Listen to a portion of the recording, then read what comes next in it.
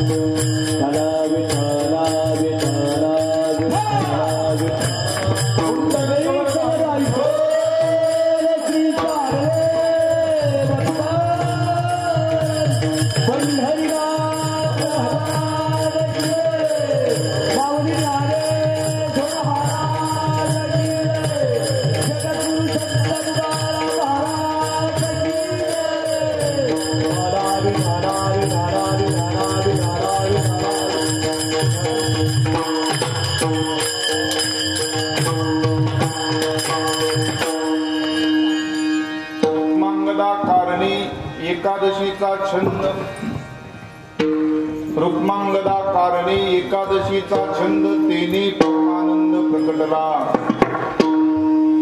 अंबरीशा कारणे द्वादशीचा छंद तेने परमानंद प्रकटला। प्रल्हादा कारणे हरिनामाचा छंद तेने परमानंद प्रकटला। अंबरीशा कारणे द्वादशीचा छंद तेने परमानंद प्रकटला। एका जनार्दनी एकविध छंद, एका जनार्दनी एकविध छंद तेने परमानंद प्रकटला। अंबरीशा कारणे द्वादशीचा छंद तेने परमानंद प्रकटला। आगाये उदारा आगा विश्वंभरा, आगाये उदारा आगा विश्वंभरा, आगाये उदारा आगा विश्वंभरा, आगाये उदारा आगा विश्वंभरा।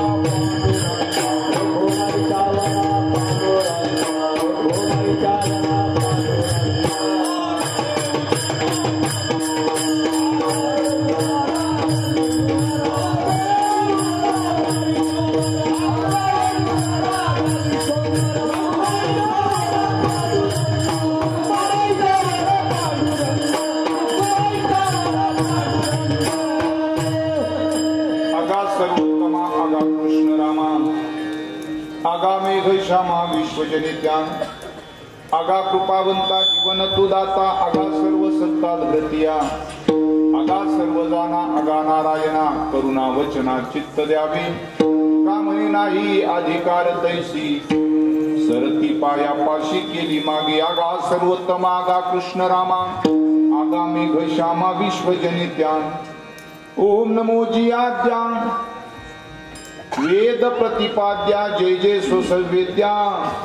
आत्मरूपा देवा तुझी गणेशु, सकलार्थमती प्रकाशु म्हणे निवृत्ती दासु अवधारी। हे शब्द ब्रह्माशेष तेची मूर्ती सुवेश। जेथ वर्ण वपु निर्दोष मिरवीत असे स्मृती तेची अवयव। देखा अंगिक भाव तेथ लावण्याची ठेव अर्थ शोभा। अष्टादश पुराणे तेची मणी भूषणे। पद पद्धती घेवणे प्रमेय रत्नांची। नमो ज्ञानेश्वरा, नमो ज्ञानेश्वरा,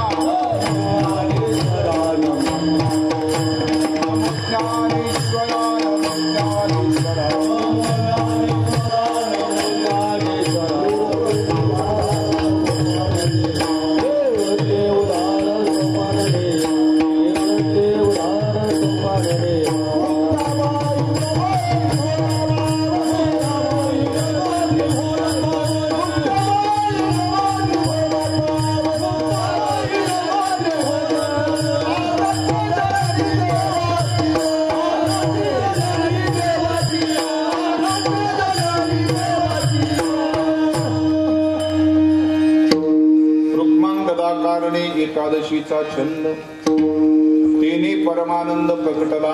श्री संत शांतीब्रह्म एकनाथ महाराज म्हणतात, या भारत देशामध्ये एक राजा झाला रुक्मांगद नावाचा। आपल्या भारत भूमीला अनेक असंख्य राजे मिळाले। आपल्या भारताला असा एक राजा मिळाला की ज्याच्या नावावरनं आपल्या भारत देशाला भारत असं म्हटलं। अशा त्या राजाचं नाव माहिती तुम्हाला? जड भरत राजा हरणी गर्भा गेला, घाला तो घातला वासनेनी। राजा भरत असा राजा होऊन गेला या भारत देशामध्ये की ज्याच्या नावानं आपल्या देशाला भारत म्हणून ओळखलं झालं। पृथुपालक नावाचा राजा, या पृथ्वीचं ज्यांनी दोहन केलं, असे असंख्य राजे या भारत देशामध्ये झाले। अंबरीश राजा झाला, रुक्मांगद राजा झाला, हरिश्चंद्र राजा झाला।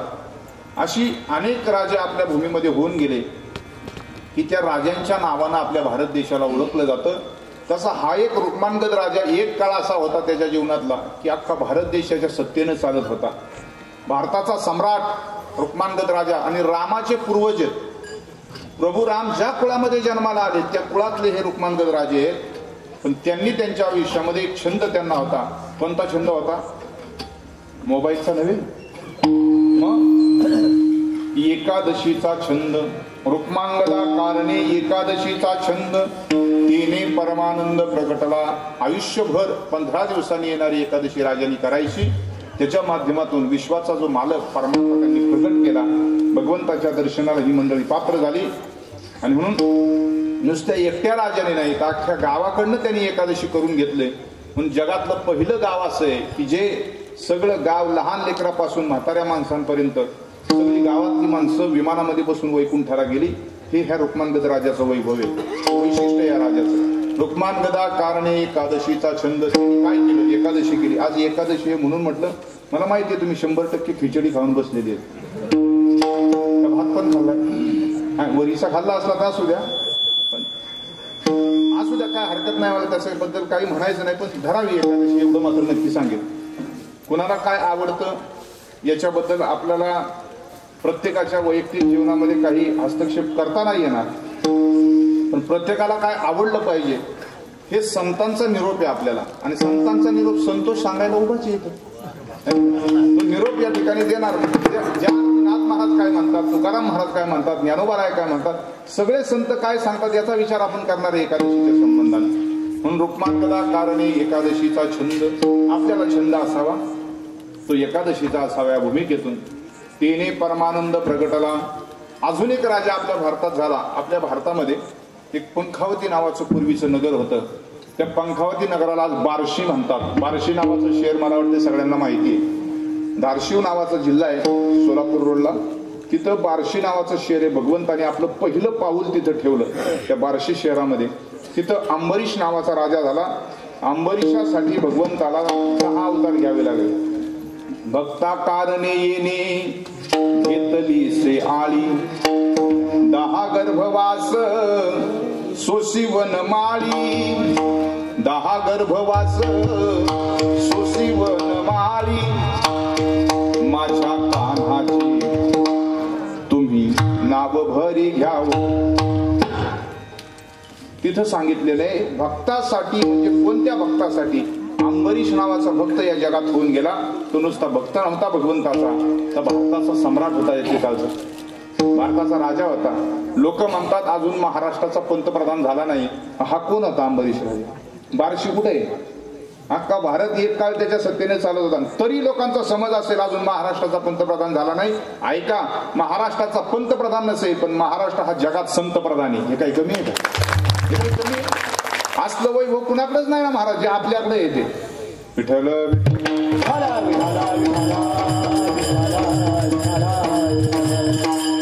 अंबरीशा कारणे द्वादशीचा छंद, तिने परमानंद प्रगटला. द्वादशी म्हणजे एकादशी करायची. द्वादशीचं पारणं उद्या सकाळी आपण वाटच पाहतोय. उद्या सकाळची तयारी पण झाली असेल. यांनी काही काही बरंच करून ठेवलं असेल. आज उद्या सकाळी उपवास सोडायला पण काही काही अशी हुशार माणसं आहेत. 12 वाजले की शिवरात्रीची पण कळ निघत नाही लोकांना. नशीब यंदा एक गॅप आहे, उद्याचा गॅप आहे. म्हणजे उद्याचं सगळं भरून काढता येईल 2 दिवसामधलं. काही काही वेळेस बऱ्याच वेळा असं होतं एकादशी आणि शिवरात्र चिटकून येते. मग तर काय खरं नस रे बाबा लोकांचं. काय करू आणि काय नाही अशी स्थिती होती लोकांची.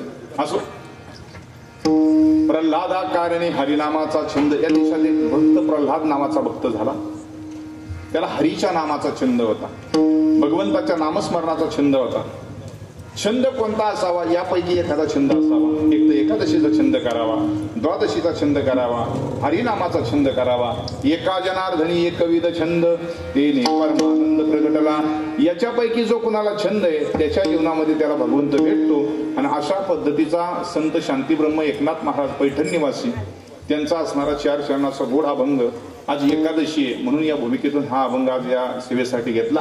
प्रसिद्ध या परिसरातील लिंगेश्वर देवस्थान, श्री क्षेत्र लिंगदेव ग्रामस्थ परिसरातून या ठिकाणी अनेक लोक महाशिवरात्रीच्या पूर्व काळाला दर्शन करण्याकरता या ठिकाणी येत असतात. भगवंताची या ठिकाणी जागृतीची असणारी अनुभूती सगळ्यांना प्राप्त होत असते. आणि देवाकडे यावं, देवाकडे यावं. काय यावं? आपण जिवंत आहे म्हणून यावं. दुसरं काय? देवाकडे कशासाठी यावं? त्यांनी आम्हाला जगवले म्हणून देवाकडे यावं. अनेक गोष्टी आमच्या जीवनामध्ये परमात्म्याने आम्हाला दिल्या. जेने हा जीव दिला दान, तयाचे करीन चिंतन, जगत जीवन नारायण गायन गुण तयाचे. ज्याने हा जीव आम्हाला दिलाय, दान दिलाय हा जीव महाराज. आपण देऊ काय एखाद्याला जीवदान? फक्त लोक म्हणतात तुझ्यासाठी मी जीव देईल, देत नाहीत, काय खोटं असतं ते सगळं. पण इथं परमात्म्याने मात्र आपल्याला जीवच दान केलाय. जेने हा जीव दिला दान, मी काय करीन तयाचे करीन चिंतन. बस त्याचं चिंतन आम्ही करू. जगत जीवन नारायण गायीन गुण तयाचे या भूमिकेतून भगवान लिंगेश्वराचं असणारं देवस्थान अत्यंत प्रसन्नता या ठिकाणी या भव्य दिव्य मंदिरामध्ये भगवंताच्या दर्शनानं आपल्याला प्राप्त होते. अधिकार संपन्न सगळे टाळकरी, सगळे गायक, उपस्थितांमध्ये सगळे मृदंगवादक, आमचे कीर्तनकार महाराज या भागातील आपल्या गावातील विनेकरी महाराज, आमच्या तुळशीवाल्या आईसाहेब, दोनही चोपदार. काल 3 चोपदार होते कीर्तनाला. मी म्हणलं अजून एक असता तर बरं झालं असतं. आणि तिन्ही बाजूला उभे राहिली होती. असं इंदापूरला कीर्तन होतं. सहज असो सगळीच मंडळी या ठिकाणी श्रोते मंडळी उपस्थित आहेत. आणि कीर्तनाला येणारा श्रोता हा दुसरा कोणी नसतो तर ज्ञानोबराय म्हणतात, प्रभू तुम्ही महेशाच्या मूर्ती, मी तो दुबळा अर्चितसे भक्ती, म्हणून बेरजरी गंगावती स्वीकाराल की. कीर्तनाला येणारा प्रत्येक श्रोता हा भगवान शंकराच्या स्वरूपामध्ये असतो. म्हणून श्रोता सुद्धा इतका महत्वाचा आहे. वक्ता तो वक्ता नव्हे श्रोते वेन, अहो चंद्रकांत द्रवता कीर होय, परी ते हातवटी चंद्रिके आहे, वक्ता तो वक्ता नाही श्रोते वेन. ज्ञानोबराय म्हणतात जगामधला कुठला जरी वक्ता असला तर एकटा बडबड करेल का? आपण ठरवलं कीर्तन करायचं, ऐकायला कुणीच नाही, करता येईल का? आता जसं कीर्तन करायला पाकिट द्यावं लागतं, काही दिवसांनी ऐकणाऱ्यांना द्यावं लागलं. ऐकायलाच कुणी नाही आलं तर मग काय करणार काय महाराज? आणि म्हणून ह्या प्रभू महेशाच्या मूर्त्या असतात. तरी हा उदाहरण ऐकले दिजे, मग सर्व सुखाशी पात्र होईजे, तरी प्रतिज्ञा उत्तर माझे उघड ऐका असो. मला या ठिकाणी DB पापळ सरांच्या माध्यमातून अनेक वेळा स्मरण झालं, अनेक वेळा फोनच्या माध्यमातून त्यांनी तारीख दिली, व्हॉट्सअपच्या माध्यमातून पत्रिका असेल, इथपर्यंत येत असताना मला ज्यांनी सहकार्य केलं, दादांचं नाव मग मी विसरलो, तुळशी महाराज का, त्यांनी सुद्धा मला या ठिकाणी इथपर्यंत येत असताना सहकार्य केलं, फोन केला, खाऊ घातलं फराळाचं. एखाद्या माणसाचं प्रेम खूप असतं महाराज. नक्कीच वारकरी संप्रदायाचा सेवेचा असणारा आम्हा कीर्तनकारांचा आशीर्वाद तुम्हाला प्राप्त होईल. सफरचंदाचं ते वरचं सुद्धा बी आम्हाला तोंडाला लागू नये म्हणून ते सुद्धा काढून दिलं त्यांनी.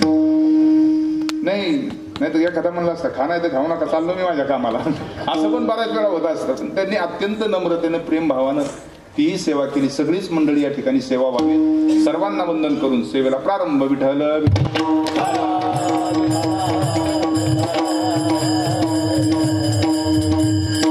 कर्पूर गौरम करुणावतारम संसार सारं भुजगेंद्रहरम सदा वसंतम हृदयारविंदे भवं भवानी सहितं नमामि. कैलास राणा शिवचंद्रमौळी फणींद्र माथा मुकुटी झळाळी कारुण्य सिंधू भवदुःखहारी तुझ वीन शंभो मज कोण कैलासीचा देव भोळा चक्रवर्ती कैलासीचा देव भोळा चक्रवर्ती कैलासीचा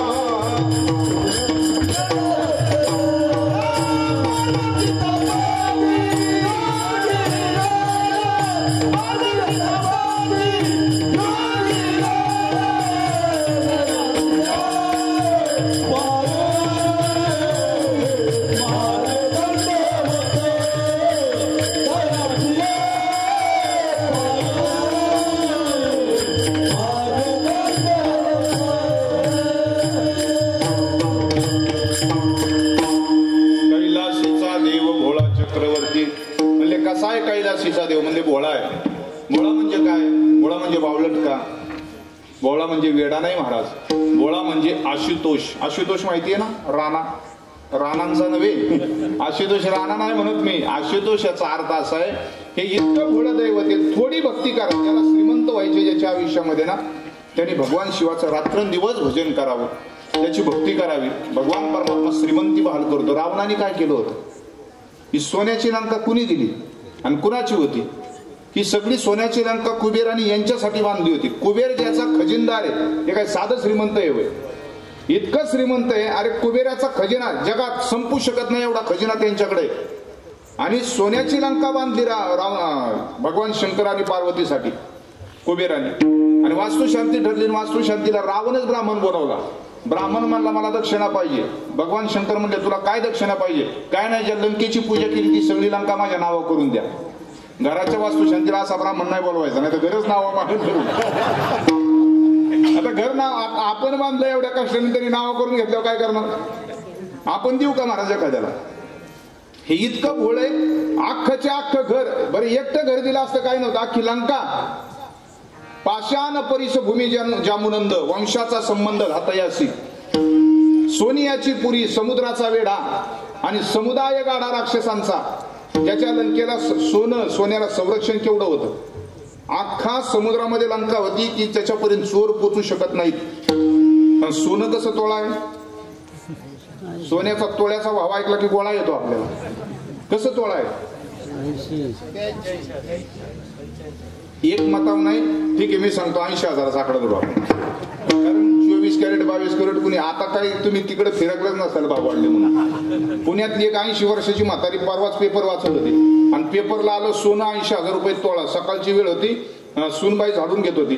म्हातारी म्हणले सुनबाई पळ पळ पळ. आता सुनेला वाटलं आत्या म्हातारी झाली, तिला काय झालं काय माहिती. धावत पळत झाडू टाकलं, पळत आली. आत्या काय झालं? आत्या म्हणली सोन्याला आग लागली. सून म्हणली आत्या सोन्याला आग लागलेली मी नाही कधी ऐकलं. अगं आग लागली याचा अर्थ असा आहे, आमच्या काळात सोनं 100 रुपये तोळा होतं आणि आता म्हणले 80,000 रुपये तोळा. काय काय कळतं का म्हणले यांना? मग सून म्हणली तेव्हा काय तुमचं डोकं फिरलं होतं का? माझ्यासाठी 100 तोळे केले असते, आता कशी गावात घालून मिरवले असते का? मला सांगायचंय काय, अख्खी सोन्याची नगरी दिली, अख्खं सोन्याचं नगर दिलं. इतकं भोळे. बरं त्यांना त्यांच्या पाया पडा अथवा त्यांचं नामचिंतन करा. त्याच्याही पेक्षा जो रामाचं नामस्मरण करतो त्यांना तो खूप आवडतो. ते म्हणले माझ्या पाया पडू नका, माझं दर्शन घेऊ नका, मला ओम नमः शिवाय नाही म्हटलं तरी चालेल, पण माझ्या रामाचं नाव तुम्ही घ्या, मी लवकर प्रसन्न तुम्हाला होईल. इतकं भोळं येते. आता बघा, शंकर आणि पार्वती जगातलं सगळ्यात सुंदर जोडपं. असं जोडपं तुम्हाला कुठंच भेटणार नाही. ते काय आपल्यासारखी 5-5 मिनिटाला भांडत नव्हते. आपल्याला गप्पच म्हणलं की तिथून अजून सुरुवात करते. आणि तशाही बायका काही गप होत नाही. दोघा नवरा बायकोंची भांडणं झाली, इतकी भांडणं. त्या भांडणामध्ये ती एक सारखंच 15 मिनिटं 20 मिनिटं बोलत होती. ते म्हणले काय मी एकटी बडबड करते, एकटी भांडते. काय म्हणले करताय जांभळ्या देताय? तो म्हणला अरे जांभळ्या नाही देत, मी तुझ्याशी बोलण्याचा प्रयत्न करतोय, तू बोलून तर दिलं पाहिजे का नाही? बोलूनच देत नव्हती.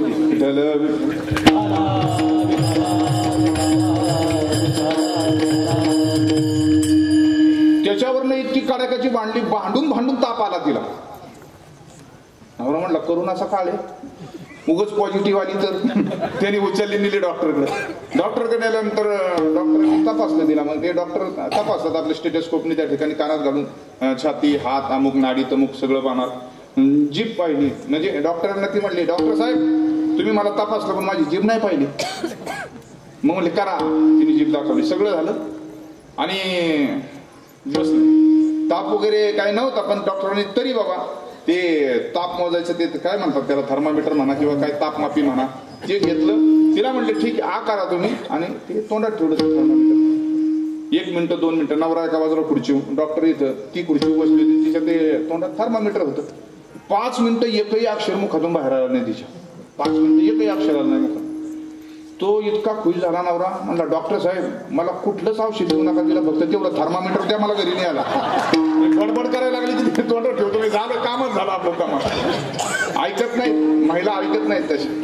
घरी आल्यावर परत पैन लागली. म्हणजे बघा तुम्ही, हा फक्त एवढंच म्हणला, तू फक्त 5 मिनिटं जर शांत बसली तर मी तुला 500 रुपये देणार. ठीक आहे, 500 रुपये 5 मिनिटात मिळतात नाही, काय जोक आहे का तेव्हा?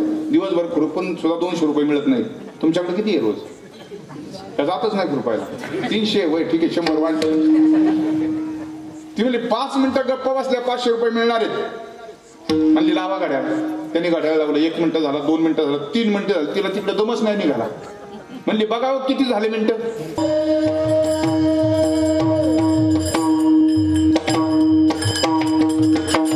भजन करी महादेव, राम पूजी सदाशिव. अरे रामाचं भजन रात्रंदिवस भगवान महादेव करतात. म्हणून रामाचं नाव घेणारा तो अत्यंत प्रिय आहे त्यांना. एकदा भगवान शंकर आणि पार्वती फिरायला निघाले. आता त्यांचं फिरणं म्हणजे सगळं जंगलातलं फिरणं, जंगलात फिरणार सगळीकडे. आणि फिरत असताना खूप घनदाट अरण्य होतं. आणि त्यांनी एक आपल्याला संदेश दिलाय, जोडीने फिरायचं नवरा बायको. नाही, एकट्याने फिरण्यापेक्षा कमीत कमी कुणाबरोबर फिरण्यापेक्षा आपल्या बायको बरोबर जोडीने फिरा. कारण त्यांचा संदेश आहे. आणि ज्ञान सांगायचे ते पहिलं तिला सांग. पहिले अधिकारी आहे ज्ञान ऐकणारी पार्वती माता. ती काही सामान्य नाही, आदिमाया आदिशक्ती आहे. आणि नेमकं फिरत असताना घनदाट अरण्यामधून चालले होते दोघं पण. आणि चालता चालता भगवान महादेव थांबले. थांबल्यानंतर 3 वेळा फक्त असे वाकले. 3 वेळा असा वाकून नमस्कार केला. पार्वती मातेने विचारलं, देवा अख्खं जग तुमच्या दर्शनासाठी रांगेत उभा असतं, तुम्ही कुणाच्या पाया पडता? भगवान शंकर म्हणले, पार्वती तू नको लक्ष देऊ, तू आपलं घरातलं कामाचंच बघ, तुला कळणार नाही ते. आता सांगितल्याशिवाय सोडल ती बायको कसली? आम्हाला पण घरातून सांगून यावं लागतं, लिंगदेवला चाललोय कीर्तनाला म्हणून. नाही म्हणले, तुम्ही मला सांगायचंच. भगवान शंकर म्हणले, अगं तुला पार्वती तुला कळणार नाही. 3 वेळा कशासाठी पाया पडले याचं उत्तर मला तुम्ही द्या, असं पार्वती माता विचारत होते. भगवान शंकरांनी सांगितलं, अगं पार्वती तुला कळलं तर बघ, तुला समोर माणूस दिसतोय का म्हटले. पार्वती मातेने पाहिलं खूप दूर अंतरावरती. तुम्हाला नाही म्हणत मी, कथा सांगतोय. मागची लोक लागली मागं बघायला. म्हणजे लांब दूर अंतरावरती माणूस दिसतोय का? म्हणजे हा दिसतोय. खूप दूर आहे म्हणले तो. बर ठीक आहे. अगं चालता चालता त्याला ठेच लागली. आणि ठेच लागली म्हणून आता आपल्याला ठेच लागली असते तर आपण काय म्हणलो असतो? ऐकलं तरी कशाचं, कोणी शिव्या दिल्या काय माहिती. आपल्याला कोण शिव्या द्यायला मोकळे तेच काय कळत नाही. पण आपल्या मनात केवढा संशय, कुणी शिव्या दिल्या असतील, आपल्याला ठेच लागली. विनाकारण ठेच लागत नाही आपल्याला, असं आपला समज आहे. आणि तसंही माणसांचं ओवीपेक्षा शिवीवरतीच जास्त प्रेम आहे, फक्त लिंगदेवची माणसं सोडून. तुम्हाला ओवी आवडते का शिवी आवडते? हा बघा फसतात तुम्ही. आता ओवी म्हणताय, आता 1च मिनिट आता मी सांगतो ते ऐका. आपलं कीर्तन चाललंय, 11 वाजता आपलं कीर्तन संपलं. कीर्तन ऐकून आपण उठलो आणि जायला निघालो आणि आपली चप्पल गेली. ओवी का शिवी? एवढंच उत्तर. आता सांगा, कीर्तनकार असला तरी ओवी काय आणि शिवी काय? माणसाला शिवीच आठवते. माणसाला पुण्य मिळतं, पण पुण्य जातं कसं? 1 मिनिटात 2 तासाचं कीर्तन ऐकलेलं पुण्य इतकं साचलं, पण 1 मिनिटामध्ये सगळं पुण्य संपवलं. चप्पल गेली, शिवी दिली, संपलं, पुण्य संपलं. कोण म्हणतं पुण्य मिळत नाही? पण पुण्य गमवायला माणसं लगेच तयार असतात. भगवान शंकर सांगतात, अगं पार्वती तुला तो माणूस दिसतोय? पार्वती म्हणजे दिसतोय. बरं ठीक आहे, मग काय झालं? काय नाही, अगं त्याला चालता चालता ठेच लागली. मी फक्त कशासाठी सांगतोय? रामाचं नाव घेणाऱ्यावरती भगवान महादेव किती प्रेम करतात याच्यासाठी सांगतो ही गोष्ट. हा म्हणले त्याला ठेच लागली, मान्य आहे मला. नाही, त्याला ठेच लागल्याबरोबर तो राम म्हटला. समोर माणूस चाललाय, त्याला ठेच लागली. ठेच लागल्याबरोबर तो एकदा राम म्हटला. भगवान महादेवाने पार्वतीला सांगितलं, जो कोणी एकदा राम म्हणतो त्याला मी 3 वेळा वाकून नमस्कार करतो. इतकं भोळ आहे का आपली ताकद? काय आपली योग्यता आहे का? एकदा आपण राम म्हटलं की ते 3 वेळा वाकून नमस्कार करतात आपल्याला. पार्वतीलाच आश्चर्य वाटलं महाराज, इतकं रामावरती प्रेम आहे त्यांचं. विठ्ठल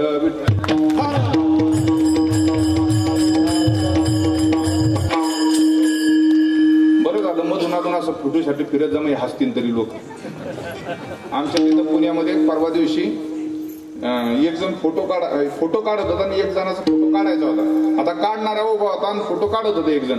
लवकर फोटो पण लवकर काढत जा. त्यांनी असं पोट आवळून धरलं, फोटो लवकर नाही काढला म्हणून मरून गेलं. ते काय बघतात, फोटो पण लवकर काढला पण लोकांना पोट दाखायचं असतं. आणि एक गोष्ट आहे, फोटो काढायला गेले की लोक तेव्हाच कशी काय असतात काय माहिती.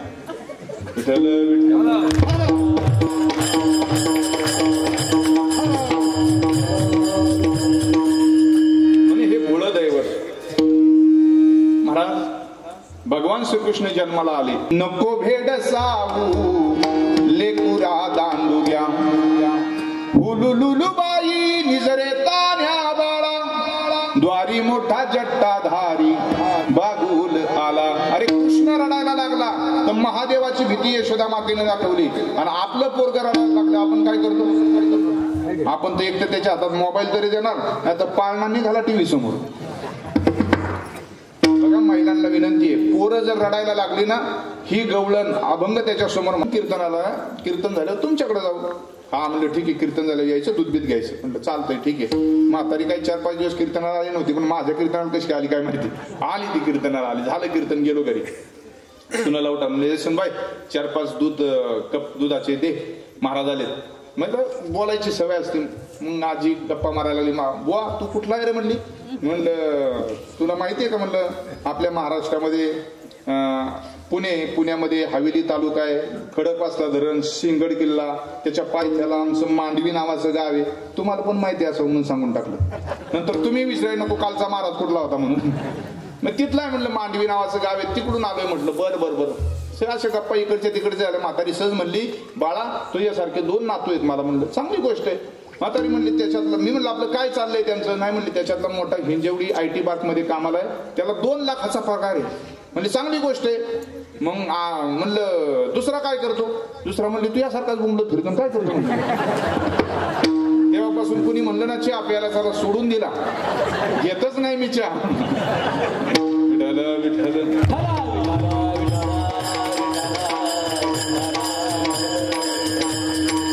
लहान लेकरांच्या म्हाताऱ्या माणसाच्या जास्त नादी लागत बसायचं नाही. काय विचारते ना, आपलीच फजिती. महाराज असला काय पोत्राज असला काय, त्यांना काय घेणं देत नाही असं. म्हणून एकादशीचं पुण्य किती श्रेष्ठ असतं. एकादशीच्या पुण्याईनं घरामध्ये चांगली संतती जन्माला येते, म्हणून एकादशी करावी. ज्या घरामध्ये एकादशी होते त्या घरामध्ये भगवंत नांदायला येतो. नांदणं काय असतं हे पुरुषांना माहिती नाही. नांदणं काय असतं हे महिलांना विचारा. कितीही परिस्थिती गरिबीची असू, कितीही परिस्थिती श्रीमंतीची असू, एखाद्या मुलीचं माहेर प्रचंड श्रीमंत आहे, लग्न करून ती सासरमध्ये आली आणि सासरमध्ये आलेली परिस्थिती अत्यंत दरिद्री आहे. अशा परिस्थितीमध्ये सुद्धा दरिद्री सासरामध्ये सुद्धा जी राहते, नांदून दाखवते. म्हणून जुन्या माता भगिनी म्हणतात, आम्ही नांदून दाखवलं म्हणून आमचे संसार झाले. आता नाही महाराज तसं राहिलं, आता सगळे पण नांदणं खूप अवघड झाले. आमच्या हिंजवडीमध्ये नवरा बायको दोघं, नवऱ्याला 2 लाखाचा पगार आहे आणि आठवडाभर काम करतो, सोमवार ते शुक्रवार. शनिवार रविवार मस्त झोपतो. एक दिवस रविवारी काय झालं तर त्याची बायको त्याला सकाळी 7 वाजता उठवत होती. ही म्हणली उठा.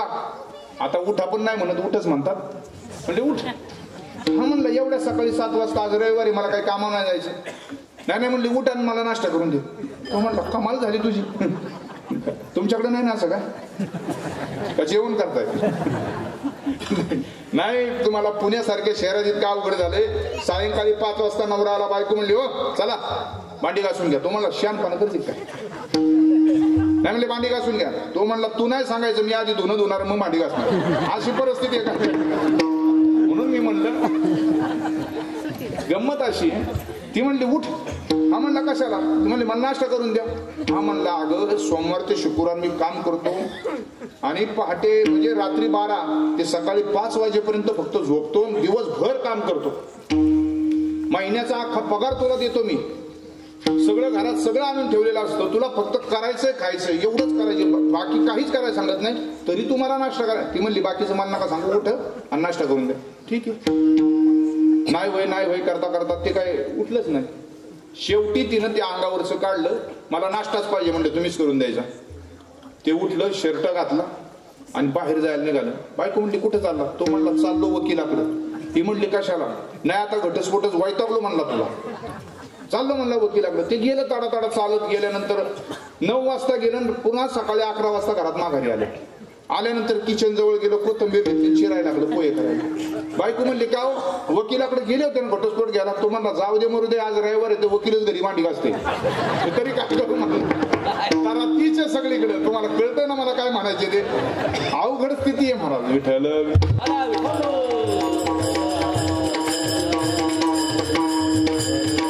मी नांदणं काय असतं या गोष्टीवर सांगतोय. एखाद्या स्त्रीला विचारा, माहेर तिचं श्रीमंत आहे आणि सासर घर दुबळं आहे, तरी त्या दुबळ्या सासरामध्ये, गरीब सासरामध्ये जे दिवस काढते तिला नांदणं म्हणायचं. सोपं नसतं नांदणं. देव म्हणतात, जो एकादशीचा व्रतधारी मी नित्य नांदे त्याचे घरी, सर्व पर्व काळाचे श्री एकादशी खरी पै माझी. जो कोणी माणूस एकादशी करतो त्याचं घर गरीब जरी असलं, तो दरिद्री जरी असला, तरी मी त्याच्या घरी नांदायला येतो. एखादी सून जशी नांदायला येते तसं देव आपल्या घरात नांदायला येतो. देवाने आपल्या घरी यावं का नाही यावं? मग एकादशी केली पाहिजे का नाही केली पाहिजे? एकादशी केली पाहिजे. देव आपल्याकडे येतो म्हणून एकादशी केली पाहिजे. जो एकादशीचा व्रती माझा, तो सर्व तपव्रत तीर्थांचा राजा, मज आवडे तो गरुड ध्वजा, परिग्रह तो एकू माझा. भगवान बोलतात, उद्धवा, जो कोणी एकादशी करतो तो मला किती आवडतो. आपल्याकडे गाडी असते, गाडी, माणसाला सायकल पण प्रिय असते, टू व्हीलर, ज्याच्याकडे जी जी गाडी आहे ती प्रिय असते. मी जर आमच्या महाराजांना म्हणलं, महाराज तुमची गाडी मला आत्ता द्या, मला पुण्याला जायचे. आता महाराज आहेत म्हणून देतील, पण एखादा तसा माणूस पटकन आपली स्वतःची गाडी देत नाही महाराज. त्या गाडीवरती त्याच्यात प्रेम असतं. आता त्याच्याकडे पण गाडी आहे ना. भगवान विष्णूची गाडी कोणती? गरुड. आणि भगवान महादेवाची नंदी. भगवान महादेवाला नंदी कोणी दिलाय माहितीये का तुम्हाला? लग्नात हुंडा आलाय, हुंडा. तेव्हापासून सगळेच नवरदेव गाडी मागायला लागले. हे खरं नाही सांगितलं पाहिजे मी. अहो, दक्ष प्रजापतींनी दिलेली ती गाडी त्यांना. हे नाही, एवढंच फक्त कीर्तनात नाही सांगितलं पाहिजे, नाही तर डोके फिरी येताची पोरं सासऱ्याला पर वेळ लावतात, मला गाडीच पाहिजे लग्नात. ते बिचारा सासरा इतकं सगळं आटापिटा करून, अरे पोरगी देतोय तेच बघ ना. नाही, ही दक्ष, आता यांनी सुरुवात करून दिली. हे भोळ्या बाबांनी तरी का गाडी घ्यायची. भगवान शिवाला गाडी दिली दक्ष प्रजापतीने हुंड्यामध्ये. तसाही त्यांचा काय गाडीचा जास्त वापर होत नाही, गाडी पुढेच बसून असते लक्ष ठेवून. गाडीला हल्ली कसं आहे माहिती का, हल्ली गाडी आपण इथं असेल तर आपली गाडी कुठे गेली काय गेली इतके सगळे सेन्सर आहेत गाडीला, सगळे. ही गाडी पहिल्यापासून तशीच आहे, डोळे आहेत, कान आहेत, नाक आहेत, सगळं कळतं या गाडीला. मग देव सांगतात, माणसाला स्वतःची गाडी आवडते. तिचं त्या प्रत्येक माणसाचं आपल्या स्वतःच्या गाडीवर प्रेम असतं. एखाद्या माणसाकडे गाडी मागितली तर तो सर्वसामान्य माणूस एखाद्याला सहज गाडी देत नाही. देव सांगतात, माझी सुद्धा गाडी आहे गरुड नावाची. त्या गरुड नावाच्या गाडीवरती माझं प्रेम आहे. पण जेवढं प्रेम गरुडावरती मी करतो त्याच्यापेक्षा 1000 पटीनं अधिक प्रेम एकादशी करणाऱ्यावरती करतो. देवाने आपल्यावरती प्रेम करावं म्हणून एकादशी करायची. भगवान प्रेम करतात आपल्यावरती. एकादशी का करायची? आपण लोकांच्या आवडीचं होण्यापेक्षा देवाच्या आवडीचं व्हायला काय हरकत आहे? देवाची आवड, देव आपल्यावरती प्रेम करेल, देव आपल्या घरामध्ये नांदायला येईल म्हणून एकादशी करायची. विठ्ठल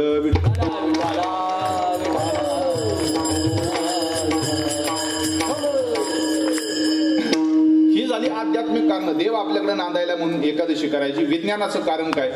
ज्याच्या आयुष्यामध्ये भयंकर रोग आहेत त्यांनी आठवड्यातून एकदा अर्धा उपवास सोमवारचा आणि 15 दिवसातून एकदा अख्खा उपवास एकादशी करायचा. आपल्या शरीरामध्ये जे काही रोग असतात, त्या रोगाच्या पेशी असतात, त्या पेशी त्या ठिकाणी संपवण्याची ताकद एकादशीच्या व्रतामध्ये. माणसाने आठवड्यातून एकदा, अमेरिकेचा बर्निया नावाचा शास्त्रज्ञ आहार तज्ञ येतो असं म्हणतो, माणसाने आठवड्यातून एकदा अर्ध उपवासी राहायचं आणि महिन्यातून 15 दिवसातून एकदा अख्खं उपवासी राहायचं. त्या माणसाच्या आयुष्यामध्ये त्याला कुठलाही रोग कधीच होणार नाही. विचार करण्यासारखी गोष्ट आहे. अर्ध उपवासी म्हणजे सोमवार पकडा, आज सोमवारच आहे, सोमवारच्या दिवशी दिवसभर उपवासी राहा, संध्याकाळी उपवास सोडा. दुसरी गोष्ट, एकादशी 15 दिवसातून एकदा येते. 15 दिवसातून येणाऱ्या एकादशी दिवशी अख्खं उपवासी राहा आणि दुसऱ्या दिवशी एकादशीचा उपवास सोडा. महाराज, रोग होत नाहीत त्या माणसाला, त्याचं आरोग्य चांगलं राहतं. आता एकादशी आपली कशी असते, आपण सारखं शिळीसारखं चरतोय. आणि दुसरंही सांगतो, एकादशी केली आणि आपल्याला जर एका टायमिंगला 1 किलो खिचडी लागत असेल तो जेवल्याला बरा. त्यांनी नाही धरलेली बरी. कशाला धरायची? ते जेवून नामस्मरण करणं महाराज. काय करायचे? आरोग्याची एकादशी करण्यापेक्षा, आहाराची एकादशी करण्यापेक्षा मी म्हणतो आरोग्याची एकादशी आपण करूया. आणि तसं तुझा जीव जातो एकादशी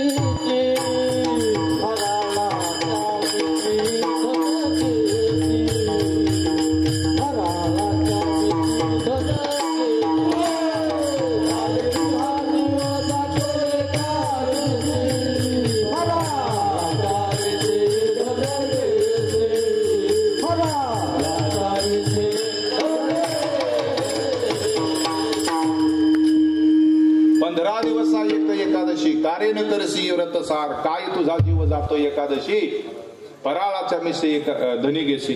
देवाला आपण आवडावं याच्याकरता एकादशी करावी आणि आपल्या शरीराला कुठल्या प्रकारचे रोग होऊ नयेत याच्याकरता एकादशी करावी. एक अध्यात्माचं आणि एक विज्ञानाचं कारण लक्षात ठेवा.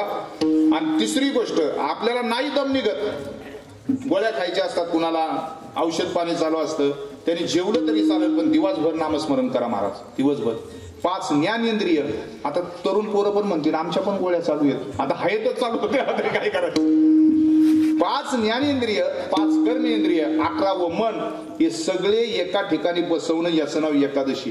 आपण फराळाला अमुक तमुक बाकीच्या गोष्टीला जास्त महत्व दिलंय. दुसरी गोष्ट, एकादशीच्या दिवशी कशाचाच नाही उपवास करता आला, सगळं खाल्लं तरी चालेल, मोबाईलचा उपवास करा. जेवढं गरजेच्या हल्लीच्या काळामध्ये माणसं जास्त डोकं फिरू झाली होती. आणि महाराज ते आपल्याकडे ज्वारीचं शेत असतं, त्या दिवशी पेपरला वाचलं, ज्वारीच्या ते शेतकांसावरती आली ज्वारी. 2 चिमण्या ते ज्वारीचे दाणे टिपायला गेल्या. एका चिमणीने, आपण ज्यावेळेस ज्वारी राखण करतो त्यावेळेस ज्वारीच्या शेताच्या मध्यभागी एक गोष्ट उभी केलेली असते, तिला काय म्हणतो आपण? बुजगावणच म्हणतात ना. आमच्याकडे पण बुजगावणच म्हणतात. आमच्याकडे मेल्या माणसं जातात अशी पद्धत आहे. इकडे कसं काय? हा तसंच आहे, सगळीकडे तसंच असतं. ते बुजगावणं असतं मध्ये उभं केलेलं. एक चिमणी दुसऱ्या चिमणीला म्हणली, अगं इथून लवकर चल, मध्ये माणूस उभा आहे. ती चिमणी म्हणली, तू काळजी करू नको, तो माणूस नाही, ते बुजगाव नाही. असं म्हटल्याबरोबर हिने विचारलं, तुला कसं काय कळलं ते बुजगाव नाही? हिने सांगितलं, त्याच्या हातात मोबाईल नाही. म्हणजे ज्याच्या हातात नाही मोबाईल ते बुजगाव नका. आता आम्ही बुजगावणी झालो का सगळी? अशीच तर आहे ना महाराज. इतकं वेळ लागलंय आम्हाला त्याचं. विठ्ठल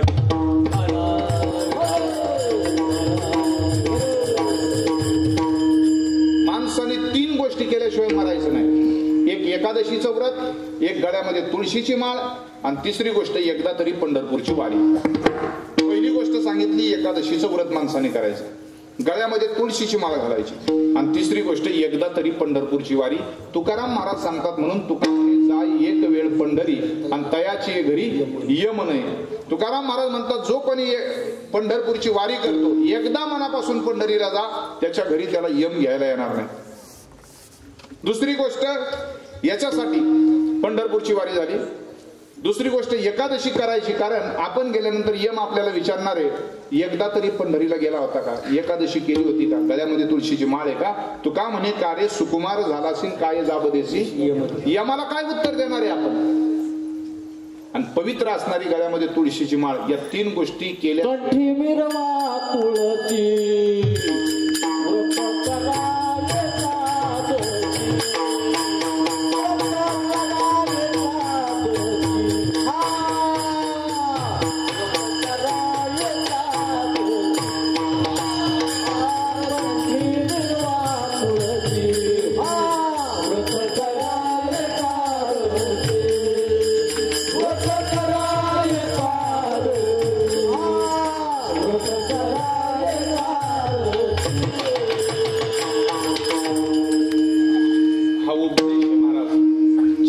शिवाजी महाराजांना केलेला उपदेश, आम्ही तेने सुखी मना विठ्ठल विठ्ठल मुखी. तुकोबाराय सांगतात शिवाजी महाराजांना, तुमचे येर वित्त धन हे मज मृतिके समान. काय करा? कंठी मिरवा तुळशी. आजच्या पोरांना आम्ही जर म्हणलं तुळशीची माळ घाला, पोरं म्हणतात नाही महाराज.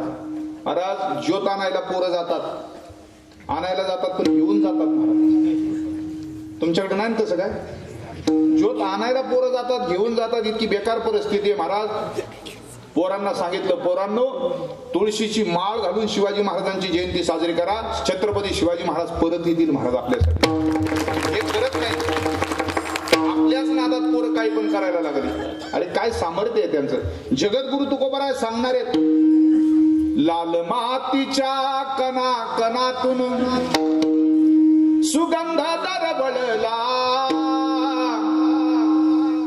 जिजाऊ पोटी बाल शिवाजी जन्माला आला, जन्माला आला. माता शिवाई प्रसन्न झाली जिजाऊच्या नवसाला, माता शिवाई प्रसन्न झाली जिजाऊच्या नवसाला. सुवर्ण ताटी साखर वाटी अरे अवघ्या नगराला, जिजाऊ पोटी बाल शिवाजी जन्माला आला, जन्माला आला. काय केलं छत्रपती शिवाजी महाराजांनी?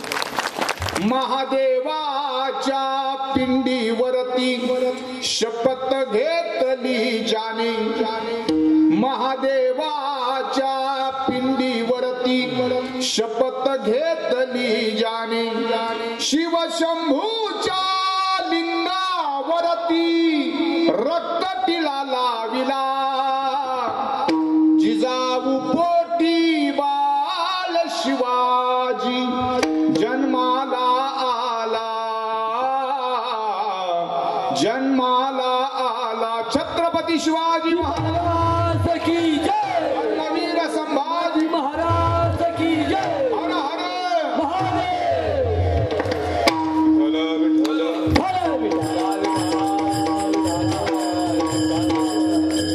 सातव्या महिन्यामध्ये जिजाऊ आईसाहेब गुरुदोर होत्या.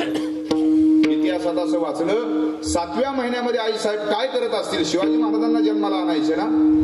मी त्या दिवशीच चरित्र वाचलं शिवाजी महाराजांचं. इतिहासकारांनी असं लिहिलंय, 7व्या महिन्यामध्ये जिजाऊ आई साहेब रात्री 12, 1, 2 वाजेपर्यंत व्हॉट्सअप आणि फेसबुकचं चॅटिंग करत होत्या. शिवाजी महाराज तुम्हाला काय उगाच वाटले का जन्माला आले? नाही ना महाराज, अपमान आहे हा, आपल्या संस्कृतीचा अपमान आहे. शिवाजी मातेला नवस केलाय. माता शिवाई प्रसन्न झाली जिजाऊच्या नवसाला, सुवर्ण ताटी साखर वाटी अरे अवघ्या नगराला. अरे हत्तीवरनं सोन्याच्या ताटामध्ये साखर वाटली छत्रपती शिवाजी महाराज जन्माला आले तेव्हा. आणि त्यांची शिवजयंती साजरी करत असताना आपण घेऊन आणि पिऊन साजरी करतो महाराज. हा अपमान आहे शिवाजी राजांचा. अरे त्यापेक्षा नाही केलेलीच कधीही चांगली ना. छत्रपती शिवाजी महाराज सांगत नाहीत आपली शिवजयंती साजरी करा म्हणून. आणि काहींचा तर असा वाद आहे, तिथीची करायची का तारखेची. मी तर म्हणतो 365 दिवस साजरी करा महाराज. 365. पण कधीतरी असं भजन करून साजरी करा, पूजन करून कीर्तन करून साजरी करा. तरुण पोरांनी साकडं घाला आमच्या पंढरीच्या पांडुरंगाला आणि पांडुरंगाला सांगा, हे पांडुरंगा विटेवरून उतरून तुझी एकदा आम्हाला पंढरी दाखव, विटेवरून खाली उतरून तुझी एकदा आम्हाला पंढरी दाखव. हवं तर आम्ही तुझ्या वारीला चालत येऊ, पण आमच्या राजांना मात्र परत पाठव. देव पाठवून देईल हो, देव पाठवून देईल. पण ही ताकद आज तरुणांमध्ये राहिली नाही. तरुण पोरं तिकडे वळायला तयार नाहीत. काय सामर्थ्य होतं बघा ना या माता भगिनींनी मावळीकडे. आता आलाय विषय म्हणून आता जिथं 11 वाजता तिथे थांबू. आता हा विषय नव्हतं सांगणार आज, पण आला हो गाणी म्हणून सांगून. जिने छत्रपती दिले, जिने जगद्गुरु दिले, याच भूमी तले सारे जेव्हा दगड उठविले, अरे याच भूमी तले सारे जेव्हा दगड उठविले, दगड उठविले, जिने छत्रपती दिले, जिने जगद्गुरु दिले, छत्रपती दिले,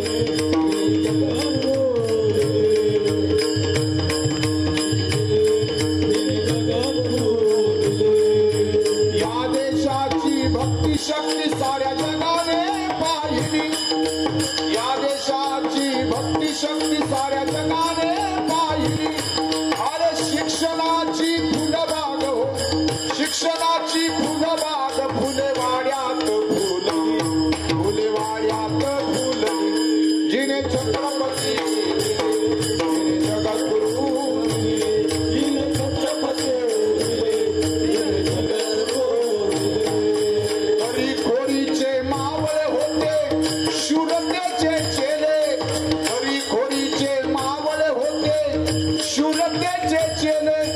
हात तुटता रणांगणी, हात तुटता रणांगणी, ढाल बनायचे शेले, ढाल बनायचे शेले.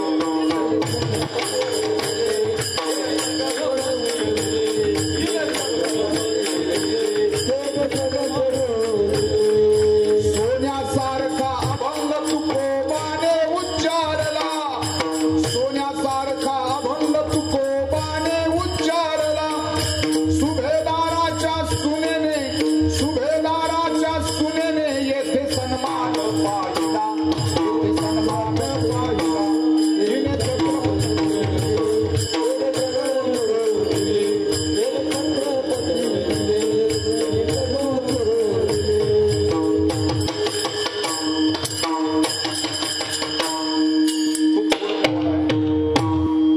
गोड आहे पोवाडा खूप अख्खा आपण म्हणत नाही, आपल्याला फक्त आता गरजेपुरतं.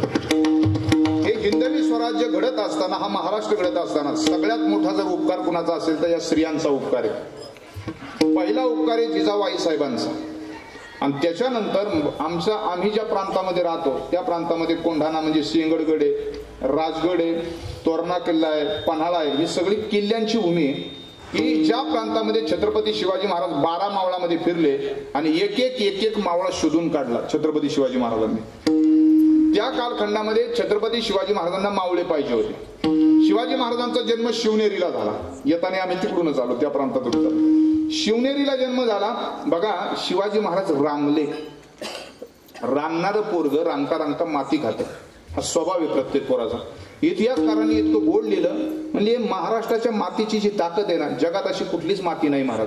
तर इतिहासकार असं लिहितात, छत्रपती शिवाजी महाराज या महाराष्ट्राच्या मातीमध्ये रांगले आणि रांगता रांगता मातीत चाटली आणि 5-5 पाचशांना मातीत चारली. ही ताकद फक्त महाराष्ट्रात, जगात कुठल्या मातीची ताकद नाही महाराज.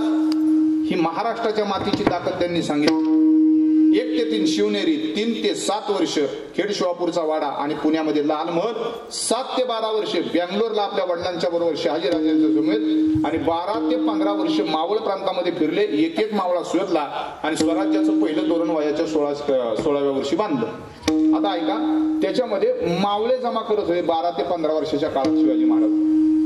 त्यांच्या लक्षात आलं या मावळ प्रांतामध्ये एका काठीच्या धोपाटीमध्ये लांडगं झोपवण्याची ताकद या मावळी हाडामध्ये. छत्रपती शिवाजी महाराजांनी मावळ प्रांत शोधला. आता हे मावळे शोधत असताना सगळ्यात मोठं सहकार्य केलं ते माता भगिनींनी. माता भगिनी पहाटे 4ला उठायच्या आणि जात्यावरचं दळण चालू असायच्या. त्या दळणामध्ये कोणतं गाणं म्हणत असतील? आरची परशाचं नाही. पुन्हा झालं जुनं जाऊ भोर परगण्याला, अरे सोन्याची पायरी राजगड तोरण्याला. हे गाणं किती वाजता? पहाटे 4 वाजता जात्यावरचं गाणं. पुन्हा झालं जुनं जाऊ भोर परगण्याला, सोन्याची पायरी राजगड तोरण्याला. कसलं हित होतं याच्यामध्ये. छत्रपती शिवाजी राजांची गाणी गायली यांनी. हल्लीचा काळ गाणं गाण्याचाच राहिला नाही आणि गायलं तर कुणाचं गातात हेच कळत नाही.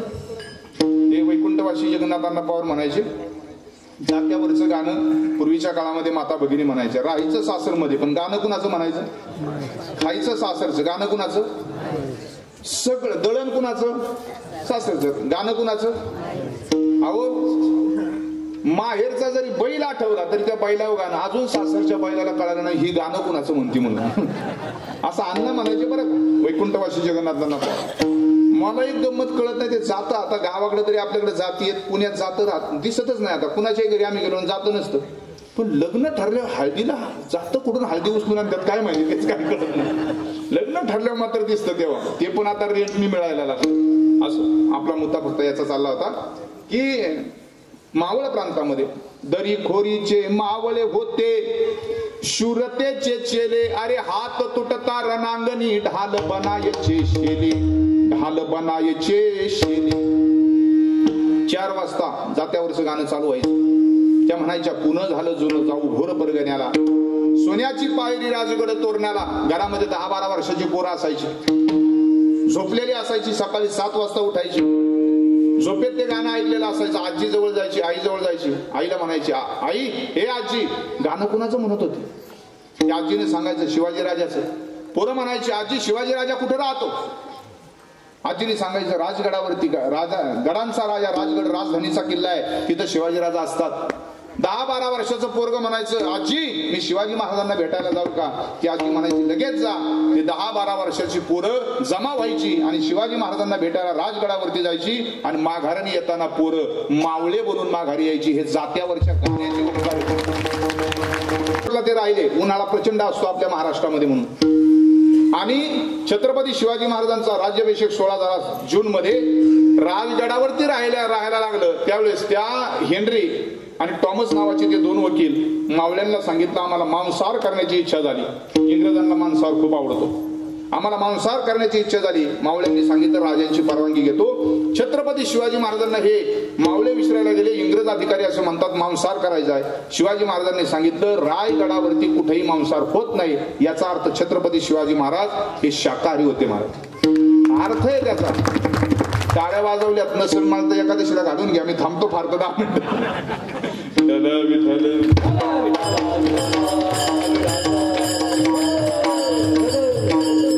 एकादशी केली तर आपल्यावरती देव प्रेम करेल, आणि नाही केली एकादशी तर यम प्रेम करणार आहे. यमाचा पाहुणा तया दंडी यमदूत झाले तयाचे अंकित. तुका म्हणे व्रत एकादशी चुकलिया. ऐका व्रताचे महिमान नेमे आचरती जन. गाती ऐकती हरी कीर्तन ते समान विष्णुसी. एकादशीच्या दिवशी जी माणसं कीर्तन ऐकतात ती विष्णूच्या बरोबरीची असतात. महाराज आपण गेल्यानंतर देव आपल्याला लक्षात ठेवेल आणि त्याच्या शेजारी जागा देईल महाराज आपल्याला.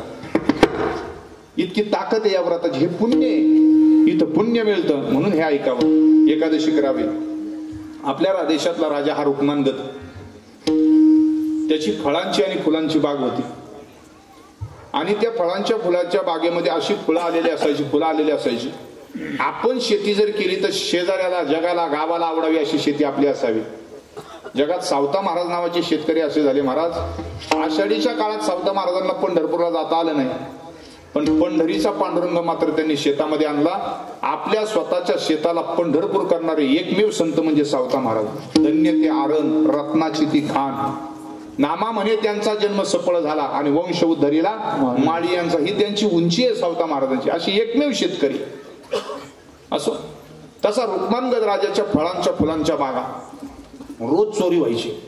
चोरटे हुशार असतात, चांगलंच पकडतात नेमकं. आणि मग ते चांगलं पीक चांगलं फळ त्या ठिकाणी चोरीला जायचं. रुक्मांगद राजाने शिपायांना बोलवून घेतलं. कुठून चोरी होती, चोर का सापडत नाहीत, इतके दिवस झालं चोर का सापडत नाहीत. शिपाई वाढवले तरी सापडत नव्हते. आणि एक दिवस असं झालं, नेमके चोर सापडले. शिपाई रुक्मांगद राजाकडे गेले. राजा धावत पळत बागेमध्ये आला आणि विचारलं तुम्ही कोण? म्हणले आम्ही स्वर्गातले इंद्राचे सेवक आहोत. इथं का आला? स्वर्गातल्या इंद्राला फळं आणि फुलं आवडतात तुमच्या बागेतली म्हणून आलो. रुक्मांगद राजाला आनंद झाला म्हणून मी बोललो आपण जी कृती करतो ती देवाला आवडावं, आपण जे कर्म करतो ते देवाला आवडावं. तया सर्वात्मका ईश्वरा स्वकर्म कुसुमांची वीरा पूजा केली होय अपारा तोषा लागे. आपलं बोलणंही देवाला आवडावं, आपलं चालणंही देवाला आवडावं, आपलं कर्मही देवाला आवडावं. असं कर्म नावाचं फुल आवडतं ना देवाला. मुद्दा आपला चालला होता. रुक्मांगद राजा त्या विचारतो त्या चोरांना तुम्ही कोण? आम्ही स्वर्गातल्या इंद्राचे सेवक आहोत. रोज इथं यायचो. कशासाठी? इंद्राला फळं फुलं आवडतात तुमच्या बागेतली म्हणून. रोज चोरी करून जायचो, निघून जायचो. रुक्मांगद राजा म्हणला मला इतके दिवस का सापडत नव्हते?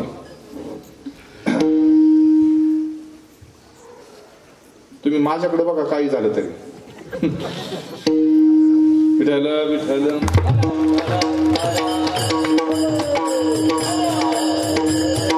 रुक्मांगद राजा म्हणला तुम्ही इतके दिवस का सापडत नव्हता. नाही म्हणले आम्ही यायचो लगेच निघून जायचो.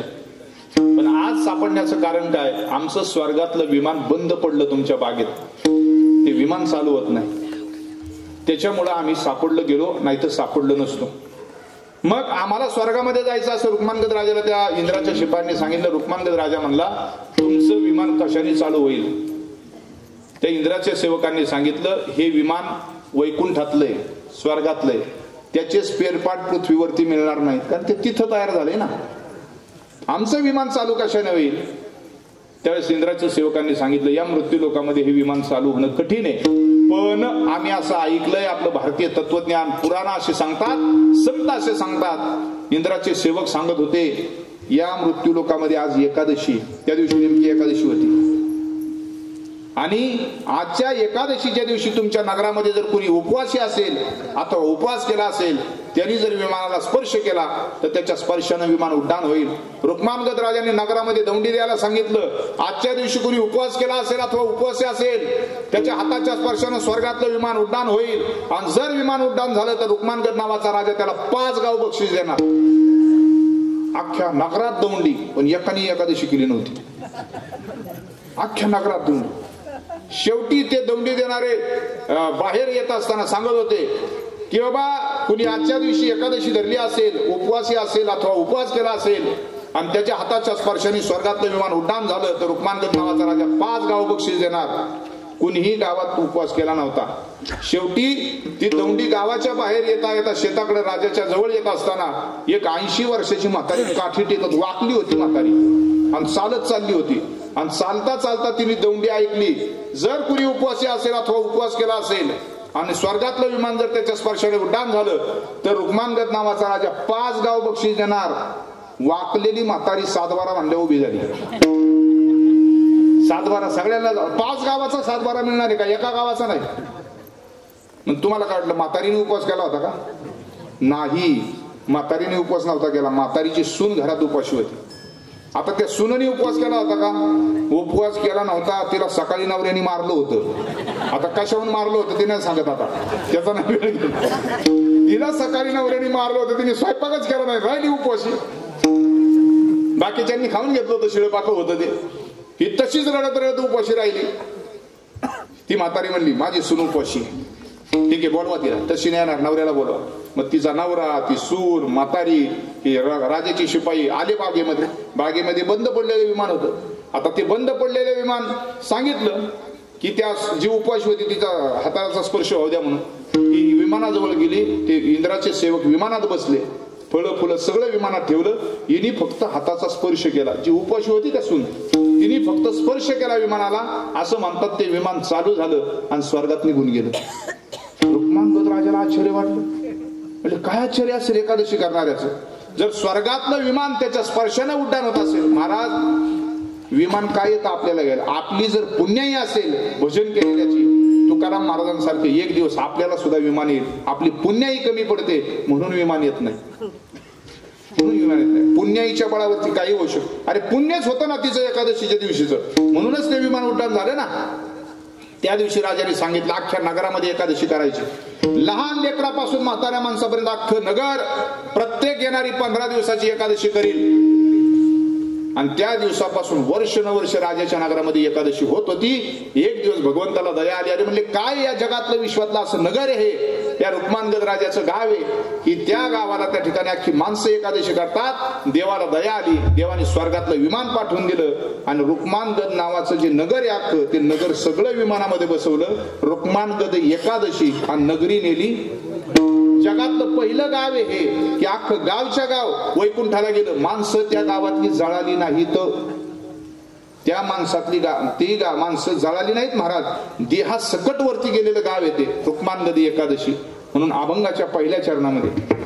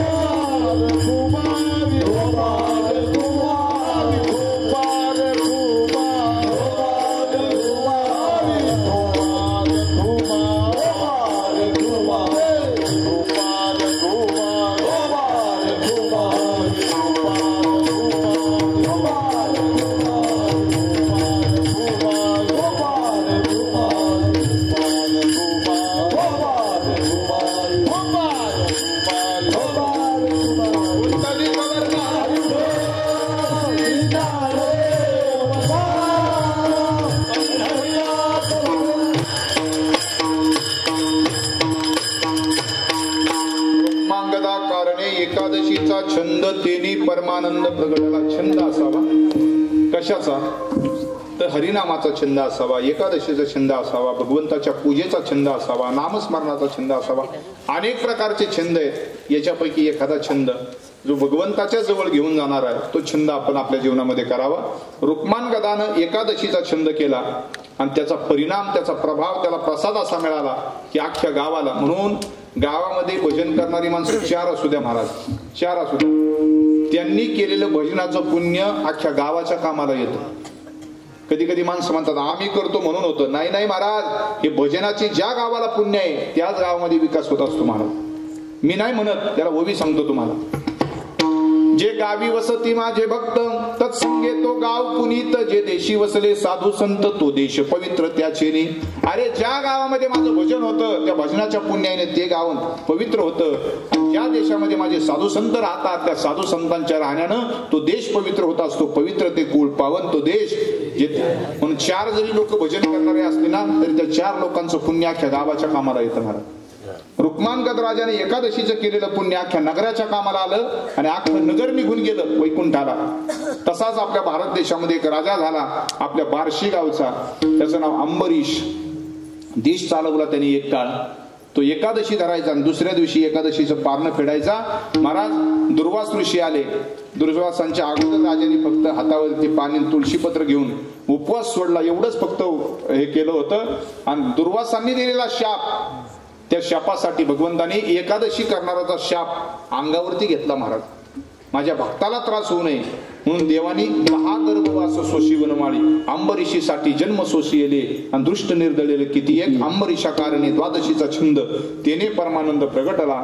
आणि एका जनार्दनी एकविध छंद प्रल्हादा कारणे हरिनामाचा छंद तेने परमानंद प्रगटला. भारत देशामध्ये प्रल्हाद नावाचा एक भक्त, त्या प्रल्हादाने 11 प्रयोग केले बापाने त्याला मारण्याचे. नारायणाचं नाव घ्यायचं. नाम तुझे रे, नाम तुझे रे, नाम तुझे रे नारायणा. फोडी पाशाना दापाना, फोडी पाशाना दापाना. जास्त वेळ नको व्हायला म्हणून. आणि झोपेच्या वेळेत पण कीर्तन नको करायला. त्यात तुम्ही 9 ते 11 ठेवले बरं का महाराज. आमच्याकडे 9 ते 11 कीर्तन. आम्ही म्हणलं आता थोडं बंद करू, आपण 7 ते 9 करू. काय होतं 10च्या नंतर जवळजवळ बऱ्यापैकी लोक झोपून जातात आणि कीर्तनात लोकांना झोप लागते. चांगली पोच पावती. अरे कीर्तनाची चांगलीच पोच पावती ना महाराज. ते एका गावात कीर्तन होतं. 10 ते 12 कीर्तन, आपलं 9 ते 11 कीर्तन. कीर्तन चालू झालं, पाठीमागची अर्ध्यापेक्षा जास्त लोक झोपली तिथे. पण आपण त्या गावात आहे, त्यांना म्हणावं झोपू नका तर त्यांच्या गावात आहे. बरं झोपली तर आपल्याला म्हणजे झोपणाऱ्याला काय सांगायचं? काहीच म्हटलं नाही, आपलं गप कीर्तन केलं 11 वाजेपर्यंत. झोपणारी इतकी हुशार असतात, त्यांना जे विठ्ठल झालेलंच कसं काय कळतं काय माहिती. लगेच जागी होतात, सावधच. कीर्तन झालं. मी कीर्तनात काहीच नाही म्हणलो. माणसाचे गुण 1000 लोकांमध्ये सांगावेत, पण अवगुण मात्र लपवून ठेवून त्याला सांगावे एकांतामध्ये. पाठीमागची 7-8 मंडळी पुढे आली. मी त्यांचं दर्शन घेतलं, त्यांनी माझं घेतलं. त्यात एक आजोबा होते. मी आजोबांना म्हणलं, आजोबा खरं सांगायचं तुम्ही कीर्तनाला आला होता का झोपायला आला होता? म्हातारा हुशार. म्हातारा म्हणलं मी झोपायला आलतो. म्हणलं कीर्तनात आणि झोपायला? म्हणलं कस काय? म्हणलं घरी गोळ्या खाऊन सुद्धा झोप लागत नाही, पण कीर्तनात दुसऱ्या मिनिटाला झोप लागते म्हणून आलो होतो. ज्याला खरंच नसेल झोप लागत घरी, त्यांनी इथं यावं ना झोपायला, काय हरकत नाही. समाधीचे सुख सांडा ओवाळून कीर्तनामध्ये बसल्यानंतर असलेले आजार सुद्धा निघून जातात म्हणून कीर्तनाला बसायचं. कीर्तनामध्ये देव मिळतो म्हणून कीर्तनाला बसायचं. कीर्तनी महादोष जाती, कीर्तनी होय उत्तम गती, कीर्तनी भगवंत पार्थिय धरती संदेह नाही. म्हणून असा एक भक्त या भारत देशामध्ये झाला प्रल्हाद नावाचा. प्रल्हादा कारणे हरिनामाचा छंद. 11 प्रयोग केले बापाने त्याला मारण्याचे, पण 11ही प्रयोगामध्ये वाचला तो. आता कोणते कोणते केले हे आता सांगत नाही, तुम्ही पुराणामध्ये वाचून. आणि तसंही काही अख्खं कीर्तनकाराने सगळं कीर्तनात सांगायचं असं नाही, काही ग्रहपाठ पण लागतोच की. आपण शाळा शिकलोय ना, माणसाने शाळा जरूर शिकावी, शाळा करायला मात्र शिकू नये. म्हणून काही ग्रहपाठाला ठेवले. प्रल्हादाचं चरित्र वाचा, गोड चरित्र आहे प्रल्हादाचं, इतकं गोड. अखंड आयुष्यभर नामाचं चित्र. अरे त्याने आईच्या पोटामध्येच असताना ऐकता नारदाची गोठी, जेणे गर्भीच गाठली मिठी, तो जन्मला कया धुचे पोटी, भक्त जग जेठी प्रल्हादू. आई कयादू नावाची प्रल्हाद पोटात होता. नारदांनी जेवढं जेवढं भजन केलं तेवढं कयादूने ऐकलं. गर्भावस्थेमध्ये कथा कीर्तन प्रवचन ऐकावी. आणि प्रल्हादांनी आईच्या पोटामध्ये असताना सगळं ऐकलं. उच्चार प्रल्हादी बिंब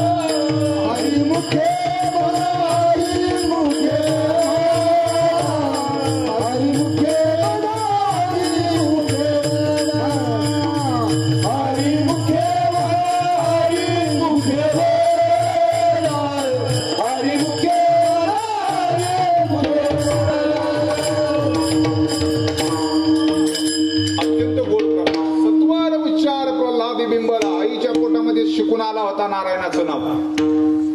बापाने 11 प्रयोग केले. वाचला प्रल्हादाकारणे हरिनामाचा छंद. देवाने दर्शन दिलं. हिरण्यकश्यपाला टारा फाडला. आणि प्रल्हाद म्हणला, देवा माझ्या बापाला तुम्ही मारलं, पण माझ्या बापाचा कसाही झाला तरी माझा जन्म दिलेला बाप आहे. होता कसाही पण जन्म दिलाय ना मला, मी त्याच्या पोटी जन्माला आलोय, त्याचा उद्धार झाला पाहिजे. देव म्हणले, प्रल्हादा तुझ्यासारखा मुलगा ज्या घरात जन्माला येतो त्याच्या 42 पिढ्यांचा उद्धार होतो महाराज. घरामध्ये एक भजन करणारा असेल तर त्याच्या 42 पिढ्याचा उद्धार करण्याची ताकद भजन करणारा मध्ये. हे देवाच्या मुखातलं वाक्य आहे. म्हणून प्रल्हादाकारणे हरिनामाचा छंद तेने परमानंद प्रगटला. आणि अजून एक थोडस एकादशीचं सांगायचं राहिलं. आपल्या वारकरी शिक्षण संस्थेमध्ये 50 वर्षापूर्वी कदम माऊली नावाचे गृहस्थ होऊन गेले. जसं आता मोठे माऊली आहेत आळंदीमध्ये, छोटे माऊली आहेत.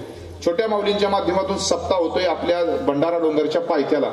9 मार्च ते 17 मार्च सगळ्यांना हे अख्ख्या महाराष्ट्राला निमंत्रण आहे माऊलींचं. सप्त्यासाठी सगळ्यांनी उपस्थित राहायचे. त्या अत्यंत गोड कार्यक्रम आहे भंडारा डोंगरच्या पायथ्याला.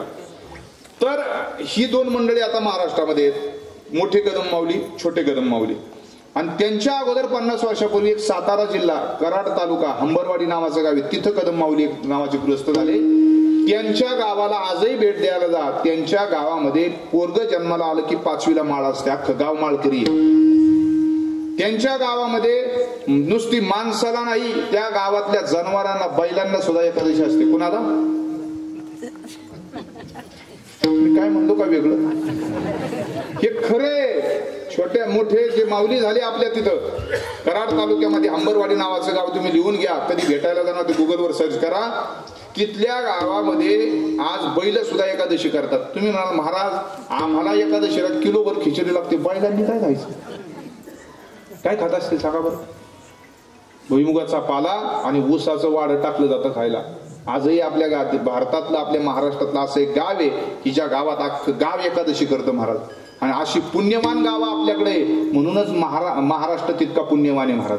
अशी महात्मे आहेत ना ज्यांनी गावाला वळणं लावलेली आहेत. किती मोठी माणसं आहेत बघा ना तुम्ही. काय फरक पडतो जर देव मिळत असेल एखाद्या गोष्टीने, काही गोष्टीचा त्याग करावा महाराज. पिढ्यानपिढ्या पुढच्या चांगल्या होतात याच्याकरता त्याग करावा काही गोष्टीचा. आता पुढची गोष्ट, एका जनार्दनी एकविध छंद तेने परमानंद प्रगटला. महाराष्ट्रामध्ये अनेक संत झाले. त्या संतांच्या मांदिवळ्यामध्ये पैठणचे शांती ब्रह्म एकनाथ महाराज कृष्णाष्टमीचा उत्सव करायचे घरी. कृष्णाष्टमी कसं या अष्टमी करतो, पर्व विशेष भागवत धर्मी, नृसिंह जयंती, रामनवमी, वामन जयंती, कृष्णाष्टमी, उत्तम शिवरात्र, हे 5 उपवास माणसाने केले पाहिजे. कोणते कोणते?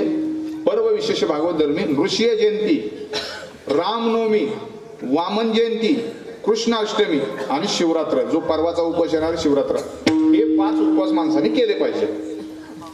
तसं कृष्णाष्टमीचा उत्सव नाथ महाराजांच्या घरी, नाथ महाराजांच्या घरी रोज पुराण आणि पुरण या 2 गोष्टी होत्या. कळालं ना? पुराण आणि पुराण गोष्टी एखाद्या. आता कीर्तन जर लांबलं ना, काही माणसं म्हणते महाराजांनी पुराणच लावलेलं दिसते म्हणतात माणसं. महाराज नाथ महाराजांच्या घरी इतकी श्रीमंती होती, 2 गोष्टी रोज असायच्या, पुरणपोळी आणि पुराणातली कथा. हे कधीच त्यांच्या घरात चुकलं नाही. असं आहे का एखादं घर? अरे नसेल पुरणपोळी चालेल, पण पुराण मात्र रोज पाहिजे आपल्या घरात. पुरणाचं नव्हे, डाळीचं पुराण नाही, कथा पुराण रोज पाहिजे आपल्या घरात. दोन्ही गोष्टी नाथांच्या घरी असायच्या. कृष्णाष्टमीचा उत्सव अख्ख्या पैठणला बोलवायचे, अख्ख्या भूदेवांना जेवण, पुरणपोळीचं नैवेद्य सगळं. त्या काळात त्यांच्यावरती 700 रुपयाचं कर्ज झालं. किती रुपयाचं? कर्जच फिटाना. बरेच दिवस झाले कर्जच फिटत नव्हते. शेवटी सावकार आला. नाथ महाराज जेवायला बसले होते. बाजूला गिरजाई साहेब बायको बाजूला होती, सगळे घरातले होते. त्या सावकाराने ताट पुढे ओढलं. नाथ महाराजांना म्हटलं, नाथ महाराज, जोपर्यंत 700 रुपयाचं कर्ज तुम्ही माझं फेडत नाही तोपर्यंत तुम्ही जेवण करायचं नाही. पांडुरंगाची शपथ आहे. महाराज नाही तर नाही 3 दिवस अन्नही नाही आणि पाणी नाही, अख्खं घर उपाशी. त्या सावकाराने सांगितलं होतं, जोपर्यंत 700 रुपयाचं कर्ज तुम्ही फेडत नाही तोपर्यंत अन्न पाणी घ्यायचं नाही. तुम्हाला तुमच्या पांडुरंगाची शपथ. आपण सहज शपथ मोडतो. पिऊन आला असता एखादा, शपथ घेऊन सुद्धा नाही मोडली शपथ. शेवटी देवाला काळजी आहे ना महाराज, पोषितो जगासी, त्याला काळजी आहे ना. काय केलं असेल परमात्म्याने?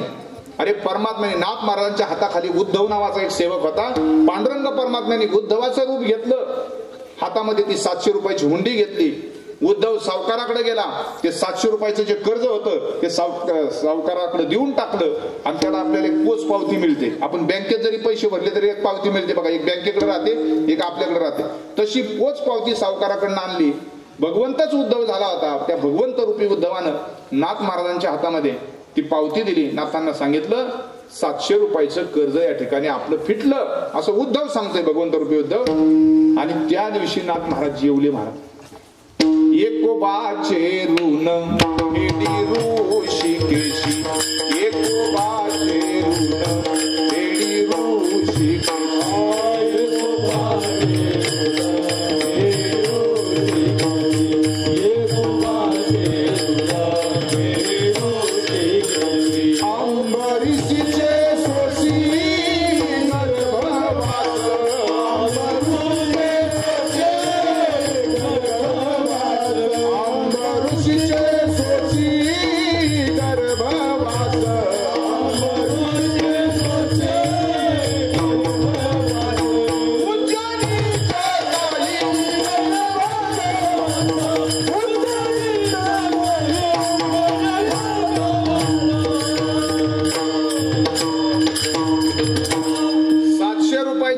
परमात्म्याने फेडलं. हरीच्या दासाने काही काळजी नाही करायची. तुझी चिंता त्यासी. अरे हरिपाठाच्या आपण काल नको खेद करू कोण त्या गोष्टीचा. पती लक्ष्मीचा जाणत असे. 2 तास कीर्तनामध्ये बसल्यावर काहीच नुकसान होणार नाही. उलट जेवढा वेळ कीर्तनाला दिला तेवढे नाथ महाराज सांगतात की आयुष्याच्या शेवटी तेवढाच वेळ वाढवून मिळेल. आयुष्य कुठं वाढवून मिळतं का? व्हेंटिलेटर वरती गेल्यावर कळतं एका मिनिटाला किती पैसे मोजावे लागतात, कळतं ना. पण जो माणूस कीर्तनामध्ये बसतो, ज्या आपल्या आयुष्यामध्ये जेवढा वेळ आपला कीर्तनासाठी गेला ना तेवढा वेळ आपल्याला आयुष्य वाढवून मिळतं. महाराज आहे का कुठं अशी स्कीम? नाहीच मिळत. पैसे देऊन सुद्धा दवाखान्यामध्ये आयुष्य वाढवून मिळत नाही. कीर्तनामध्ये त्याला प्रमाण सांगतो, पुरावा लागतो. ज्याच्याकडे पुरावा नाही त्याला खड्ड्यात पुरावा असं म्हणतात. पुरावा सांगतो ना, जो हरिकथेने गेला क्षण तो काळाशी नव्हे प्राशन. काळ सार्थकता या नाव जाण, जय श्रद्धा श्रवण हरिकथा. अरे ही देवाच्या घरची खुनी. नाथांचा जे गाभंग आहे. नाथाच्या घरची उलटी खून पाण्याला मोठी लागली तहान. आत घागर बाहेर पाणी, पाण्याला पाणी गेले मिळून. हांडी खादली भात टाकीला बकऱ्या पुढे देव कापिला. असं होतं का? ते म्हणतात ना, बकऱ्याच्या पुढे देव कापला. आता कुणाच्या पुढे कुणाला कापलं जातं? देवाच्या पुढे बकर का बकऱ्याच्या पुढे देव? ते कशाला सांगायचे महाराज कीर्तनात. विचार करण्यासारखी गोष्ट. अख्खा समाज बकऱ्याच्या पुढे देव कापतो महाराज. कारण जे कापलेलं बकरे तोच देव आहे. आणि उभा आहे ना दगडामध्ये ते बकरे आहे महाराज. बकऱ्या पुढे देव. एका जनार्दनी मार्ग हा उलटा मार्ग आहे. तुम्हाला आळंदीला यावं लागेल माझ्या बरोबर, मग कळत. नाही तर पैठणला यावं लागेल, तेव्हा उलटा मार्ग कळत. जो जाणे तो गुरुचा बेटा. विठ्ठल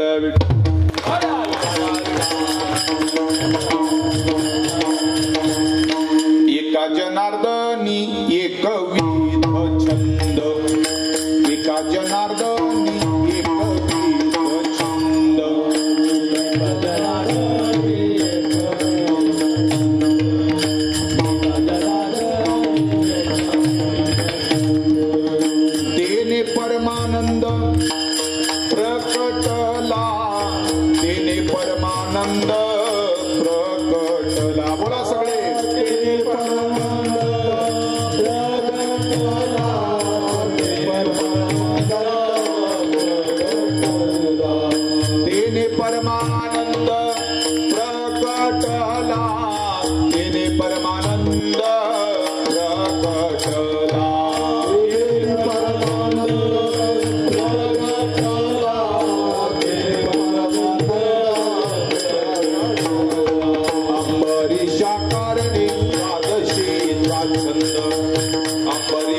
कारणे द्वादशी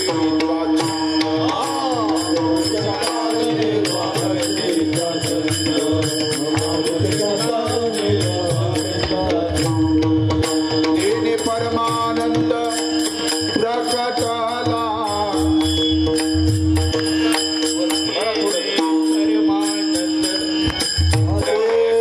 परमानंद प्रगटला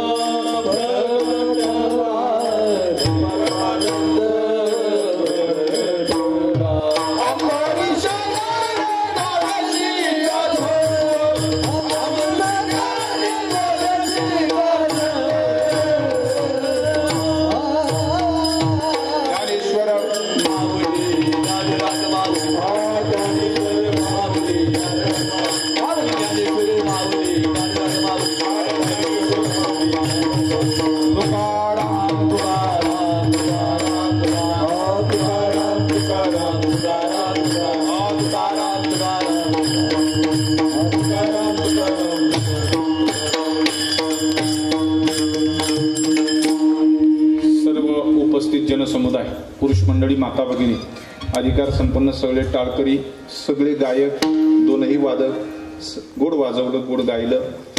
आमच्या तुळशीवाल्या आईसाहेब, विनेकरी बाबा, दोनही सोबदार आहे माझ्या लक्षात. तुम्ही पण सगळ्यांना त्या ठिकाणी वंदन, नतमस्तक. सगळ्यांच्या ठिकाणी आदरणीय डी सर हा पुन्हा पुन्हा स्मरण करून दिलं, आठवण करून दिलं. कारण जो कोणी तारीख देतो महाराजाला, महाराज जोपर्यंत इथपर्यंत नाही तोपर्यंत त्यांना काळजी लागून लागलेली असते. एखाद्यानेच फसवलेला असतं, पण ते सगळ्यांवरतीच येतं महाराज. काय होतं, अडचण निर्माण होते वेळेला. आणि म्हणून त्या भूमिकेतून आदरणीय सरांनी सुद्धा पुन्हा पुन्हा स्मरण करून दिलं. या देवस्थानचे ना एक आदर्श व्यक्तित्व. मग सर का म्हणतात, शिक्षक म्हणून ना. हा, तरी पण मला एक वपू काळेंचं वाक्य आठवतं शिक्षकांसाठी. वपू काळेंचं वाक्य असं आहे, ते म्हणतात जगातलं सगळ्यात दीर्घायुष्य कोण असेल तर ते म्हणतात शिक्षक आहे. म्हणले का बरं, त्याचं उत्तर त्यांनी दिले. म्हणजे जगातला सगळ्यात दीर्घायुष्य शिक्षक, कारण त्यांनी शिकवलेला शेवटचा विद्यार्थी जोपर्यंत जिवंत तोपर्यंत शिक्षक जिवंत असतो. म्हणजे ते शिक्षकांबद्दलचं त्यांचं वाक्य आहे. महाराज शिक्षक हा काय असतो. आणि डॉक्टर रघुनाथजी माशेलकर यांचं वाक्य असं होतं, मी साध्या शाळेत शाळा शिकलो पण मला शिकवणारे शिक्षक मात्र श्रीमंत होते. एका शास्त्रज्ञाचं वाक्य. एखादा शिक्षक किती श्रीमंत असू शकतो. असो, याचा महिना आहे, बलिदानाचा महिना आहे. हा बलिदान मास चालू आहे धर्मवीर शंभूराजांचा.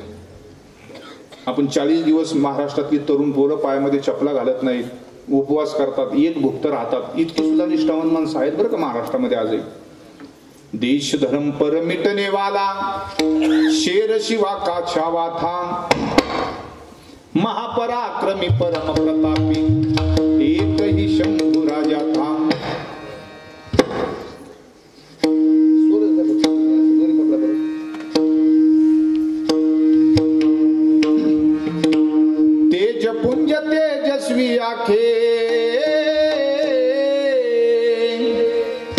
निकल गई पर झुका नहीं, दृष्टि गई पर राष्ट्र उन्नति का दिव्य स्वप्न मिटा नहीं।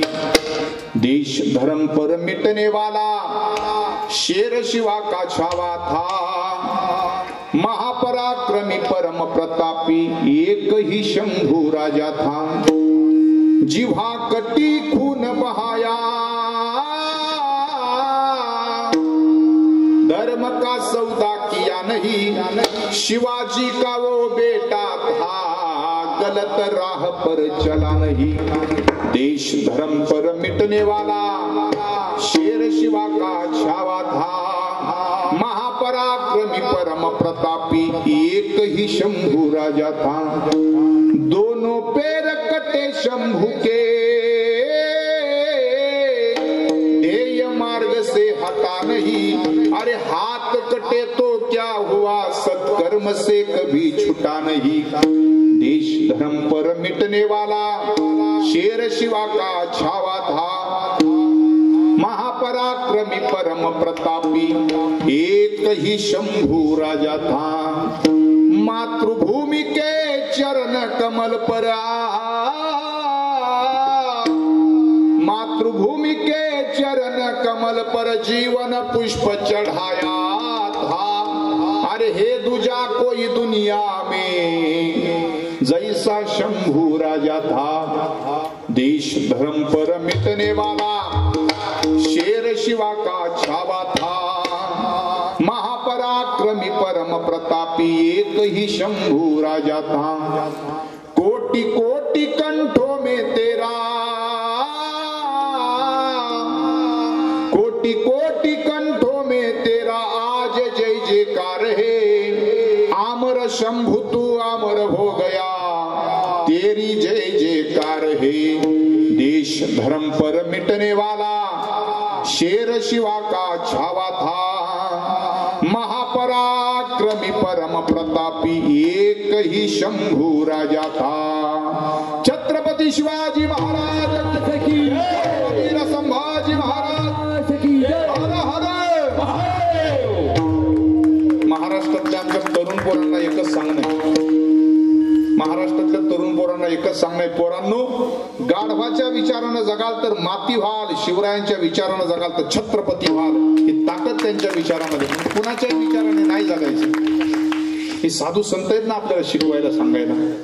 हा सप्ताह त्याच्यासाठी पुण्य मिळवून देतो, चांगले विचार मिळवून देतो, चांगली संगत मिळवून देतो, देव मिळवून देतो। या सगळ्याच गोष्टी इथे मिळतात महाराज। आणि म्हणून इथपर्यंत आदरणीय DB सर यांच्या माध्यमातून आलो। तुमच्या सर्वांचा दर्शनाचा योग आला, भगवान लिंगेश्वरांच्या दर्शनाचा योग आला।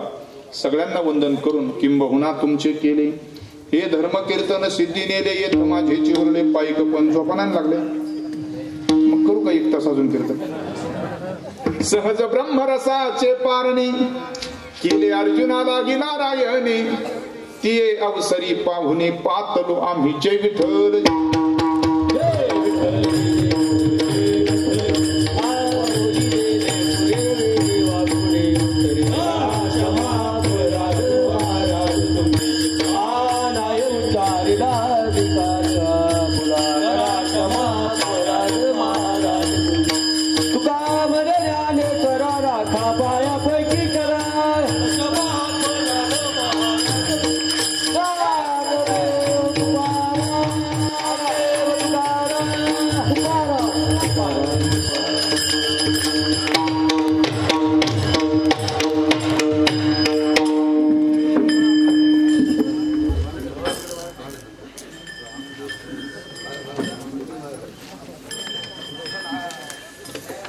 इतकं शांततेत कीर्तन ऐकलं तुम्ही।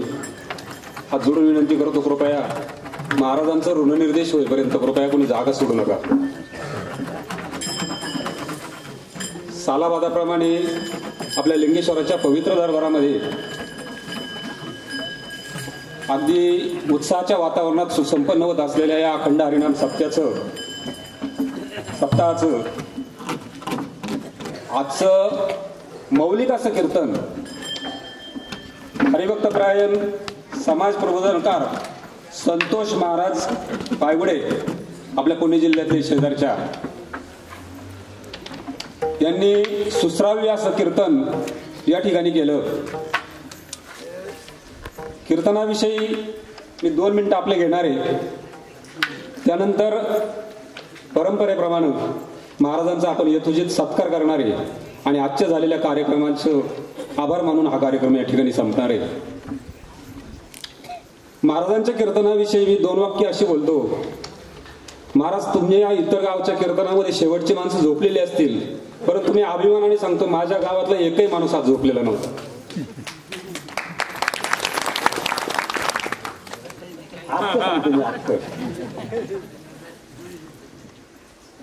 महाराजांनी, मी पहिल्यापासून शेवटपर्यंत महाराजांचं कीर्तन ऐकलं. कीर्तन परंपरेचे काही नियम असतात, मला सर्व ज्ञात नाही, परंतु नामपर कीर्तन असतं, मागणीपर कीर्तन असतं, शेवटी काला असतो, अजून आधीमध्ये असते. महाराजांनी आज सगळ्या विषयांना हात घातलाय. महाराजांना एक विनंती अशी मी करीन, महाराज तुमचे कीर्तन अगदी चांगलं झालं आणि यानंतर कधी तुम्हाला संधी देण्यासाठी आम्ही तुमच्याकडे शब्द टाकला तर नाही म्हणू नका. महाराजांनी एकादशीचं महत्व आजच्या कीर्तनातून आपल्या समोर सांगितलं. मी एकादशीचं महत्व अनेक वेळेला ऐकलंय, पण फक्त मृदुमान दैत्याला एकादशीनं मारलं एवढंच मला आतापर्यंत माहित होतं. परंतु त्याहीपेक्षा अजून बरंच काही महाराजांनी आज एकादशीचं महत्व या कीर्तनाच्या माध्यमातून सांगितलं. महाराज, तुम्ही इतक्या लांब पायपीट करीत आले, या ठिकाणी प्रबोधनाचं काम केलं, अगदी मंत्रमुग्ध केलं सगळ्यांना. यातून तुमची अशी अपेक्षा असते की सांगितलेल्या प्रबोधनामधून कुणीतरी काहीतरी घ्यावं. आज या व्यासपीठावर महाराज तुमच्या समोर मी बोलतोय. तुमच्या या एकादशी महात्म्याचं प्रेरणा मीच स्वतः घेतो. मी कधी एकादशी अजून केली नाही, परंतु यापुढे मी 100% शेवटपर्यंत एकादशीचं व्रत पाळीन असा मी शब्द तुम्हाला देतो. जोराने टाळी वाजवा, म्हणजे मलाही प्रेरणा राहील की शेवटपर्यंत मी एकादशीचं व्रत करीन. असे अनेक जण करतील, परंतु एक या ठिकाणचा एक प्रमुख म्हणून मी तुम्हाला शब्द देतो. महाराज, खरोखर धन्यवाद देतो तुम्हाला या ग्रामस्थांतर्फे. तुम्ही अगदी चांगले कीर्तन या ठिकाणी केलं. तुमचे आभार मानावे तेवढे थोडे आहे. तुमच्या ऋणातून उतराई होण्यासाठी आमच्या ग्रामस्थांतर्फे तुमचा छोटासा या ठिकाणी सत्कार होतोय. मी पोपटराव कारभारी हाडवळे आमच्या गावचे ज्येष्ठ नागरिकांना विनंती करतो, त्यांनी या ठिकाणी महाराजांचा यथोचित सत्कार करावा. आज सकाळी 7:30 ते 11 या वेळामध्ये दररोजच्या नियमानुसार ग्रंथराज ज्ञानेश्वरीचं पारायण दासकाकांच्या नेतृत्वामध्ये संपन्न झालं. दुपारी अगस्ती प्रासादिक भजनी मंडळ अकोले यांचं या ठिकाणी सुश्रव्य असं भजनाचा कार्यक्रम झाला. मी त्या भजनी मंडळाला या ठिकाणी धन्यवाद देतो. त्यानंतर 4 वाजताची आजची प्रवचन सेवा आपल्या शेजारच्या गावचे हरिभक्त परायण हौशराम महाराज कोल्हे यांनी या ठिकाणी लिंगेश्वर चरणी समर्पित केली. मी त्यांचाही या ठिकाणी धन्यवाद देतो. त्यांनाही त्यांचे मनपूर्वक आभार मानतो. आणि आजची या ठिकाणी कीर्तन सेवा हरिभक्त परायण संतोष महाराज पायगुडे यांनी अशी उत्कृष्ट सादर केली. हे पुष्प या ठिकाणी गुंफलं, त्यांचा मी आभार मानतो. आणि पोपटराव हाडवळे यांना विनंती करतो की त्यांनी महाराजांचा सत्कार करावा आणि महाराजांनी या सत्काराचा, छोट्याशा सत्काराचा स्वीकार करावा. उद्याचा कार्यक्रम या ठिकाणी, उद्याचं कीर्तन महर्षी हरिभक्त परायण ज्ञानेश्वर माऊली वाबळे महाराज आपल्या गावचे लाडके कीर्तनकार, त्यांचा या ठिकाणी कीर्तनाचा कार्यक्रम होणार आहे.